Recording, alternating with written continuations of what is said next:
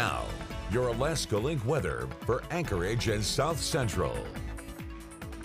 We have been watching active weather conditions return across the Gulf, but not much of that has been brought inland. But we did wake up here this Thursday morning with that light dusting, especially noted here on Hillside Road.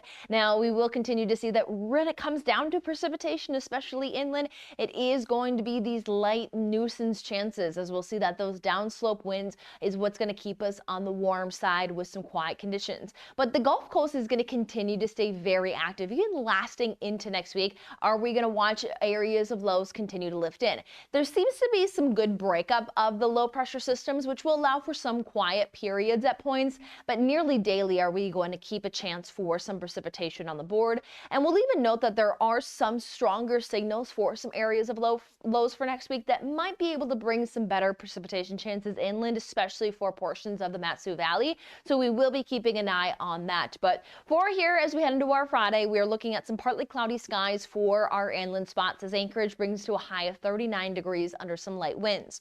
We will see that as we roll over our coastal areas, it is going to be a breezy Friday. There is an area of low that is going to cause for some wind gusts getting upwards of 30 miles per hour, even noted there into Kenai. Now, looking at that system, it is looking at its highest impacts here to start off the day with that reflectivity showing some of those strong accumulations that will be occurring for the eastern Kenai into the Prince William Sound. As we'll note, there is some little spots that try to move inland, but overall it is looking to be very light if any of those waves move through.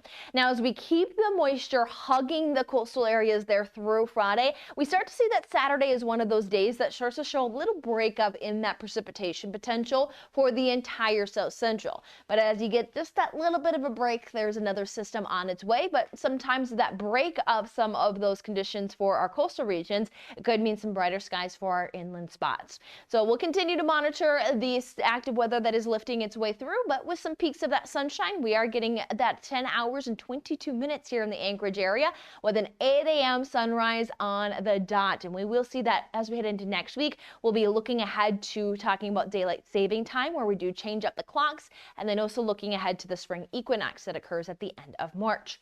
Now, as we roll into our day, temperature-wise for the entire South Central, even through the Copper River Basin, are we pulling temperatures above freezing and flirting with those 40s. Temperature-wise, we're really going to stay pretty steady. That range of upper 30s to lower 40s doesn't change too much daily. What's going to continue to change daily is going to be that precipitation potential and how far north that will travel. Will it move over our mountain ranges inland? But for the most part, looking at downsloping, generally keeping conditions drier for the weekend forecast. Next week, we may see some nuisance chances again, like we had for our Thursday morning, as we continue to hold on to those 40s.